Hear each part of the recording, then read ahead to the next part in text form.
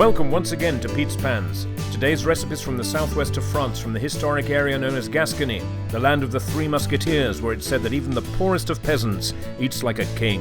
In Gascony, ducks are the backbone of gastronomic traditions. For the local inhabitants, there's almost a religious reverence for the birds, with centuries of tradition ingrained in their souls. As I look through the classic dishes from the area, the most emblematic food pairing from the region has to be confit de canard aux pommes sautées, salt-cured duck legs with sautéed potatoes. For a thoroughly authentic homemade confit de canard, the first step is the cure itself, for which coarse salt, thyme and bay leaves, pepper and garlic are required, along with a fair amount of duck fat for poaching the legs. The legs are generously sprinkled with salt on both sides. The herbs and garlic are also added, and the legs are then covered and placed in the fridge to cure for 24 hours or so. After this time, the legs are rinsed to remove the excess salt, dried and placed in the fat to cover, along with the garlic from the cure.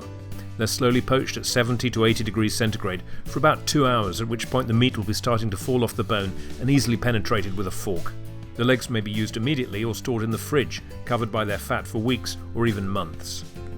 When the time comes for serving, we'll need potatoes, garlic, parsley, salt and pepper. Slice the potatoes into 2 centimeter chunks. Rinse them under the tap until the water runs clear, then dry them well with a towel. Heat some duck fat and over a medium heat keep turning or tossing the potato pieces for about 10 minutes until they start to turn golden. Add the chopped garlic and parsley. Keep turning a minute longer until the garlic is no longer raw, being careful not to burn it.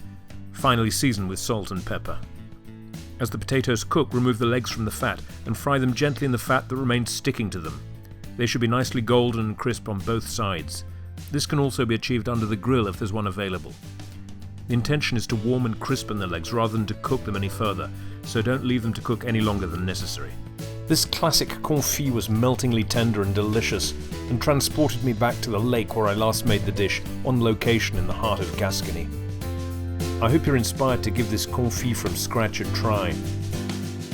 For the full detailed recipe, head over to petespans.com, and please do subscribe to the channel for many more authentic local recipes. Bon appétit et large soif!